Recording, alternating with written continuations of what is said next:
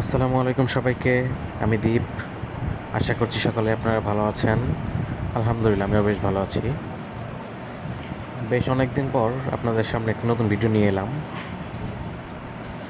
ভিডিওটি রাতে আমরা ভাবলাম যে খিচুড়ি খাবো এবং খিচুড়ির সাথে ডিম এবং আমড়া দিয়ে একটা তরকারি করে সেটি আমরা খাবো। এই তরকারিটি স্পেশালি যারা যে জায়গায় আমড়া খুব বেশি হয় পরিমাণে, যেমন বরিশালে বেশ ভালো আমরা হয় এবং সেখানকার মানুষ এরকম রেসিপি করে খেয়ে থাকে।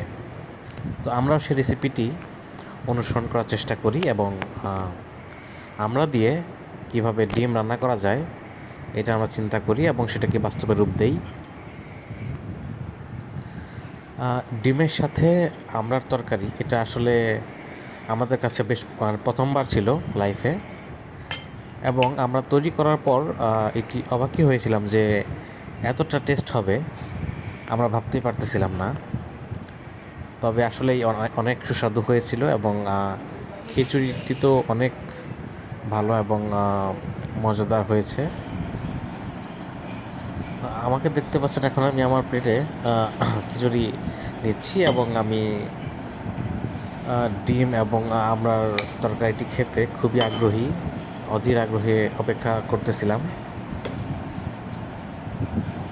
আসলে এটি প্রথমবারের মতো আমি খাচ্ছি। এর আগে কখনো আমি আমরা তরকারি হিসেবে খাইনি এবং আমার কাছে একটু জানারও বেশ আগ্রহ ছিল যে কেমন লাগবে খেতে। তো তৈরি করার পর আমার কাছে দেখতে বেশ ভালো লাগতেছিল আমড়াটা। রান্না করা যে আমড়াটা আপনারা দেখতে পাচ্ছেন এটা অনেক সুন্দর দেখাচ্ছে, কিন্তু খেতে কেমন হবে এটা খাওয়ার পরেই বোঝা যাবে। আমি তো খুব ভালোভাবেই তরকারি নিচ্ছি এবং পেটে বাড়ার পরে এই প্রথম আমরা তরকারিটি নিলাম এবং তরকারি হিসেবে আমরাটা আমার কাছে প্রথম ছিল। আপনারা যারা ট্রাই করেছেন নিজ বাড়িতে তারা জানাতে পারেন যে তাদের কাছে কেমন লাগে এবং তারা কেমন ফিল পান। আরেকটি কথা বলতে ভুলেই গিয়েছি, ডিমটি ছিল হাঁসের ডিম আমার কাছে বেশ ভালো লাগে।